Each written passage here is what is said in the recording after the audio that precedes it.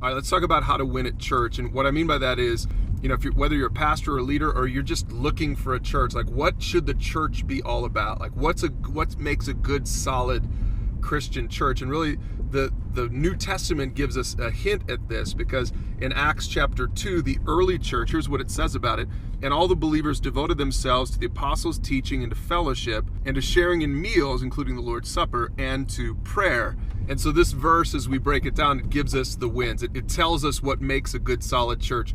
So evaluate your own church on this, whether you're a pastor or leader, or if you're checking out churches, evaluate based on these things. So first of all, number one, solid biblical teaching. They said there, they devoted themselves to the apostles' teaching and to the fellowship. So the apostles' teaching, what that means to us today, 2,000 years later, because we don't have the apostles anymore, is solid biblical teaching.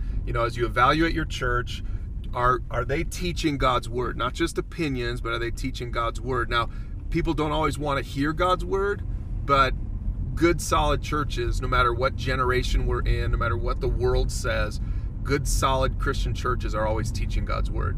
Now, the second thing has to do with that word fellowship in that verse. And that means this, that winning at church has always included connecting with others. If you're just the kind of person that goes to church for an hour and then leaves and goes again maybe next week and leaves, that's not really winning at church. If you're not connected to people, whether that means in your small group, whether that means you're taking those messages home to your family and talking about it at home as a family, whether that means that you have a mentor or you eventually are a mentor, that's the second thing. That's fellowship. God's people need each other. So if you're really winning at church, you're connected to other people.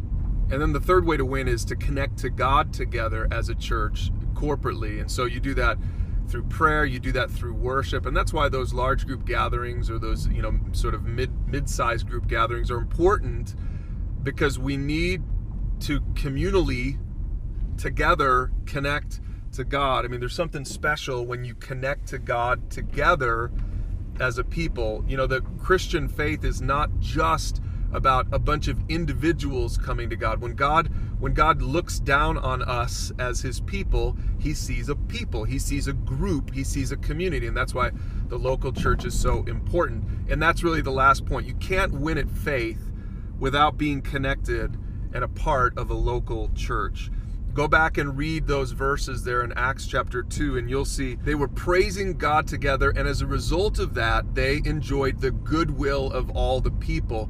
And so what that means is that when you're winning at church, when you're a part of a good, healthy local church, you're going to win. And really the win is that church is going to keep growing. People who are outside the church are going to say, I want to be a part of that. There's something special about what's happening there at that church. And that right there, that's how to win at church.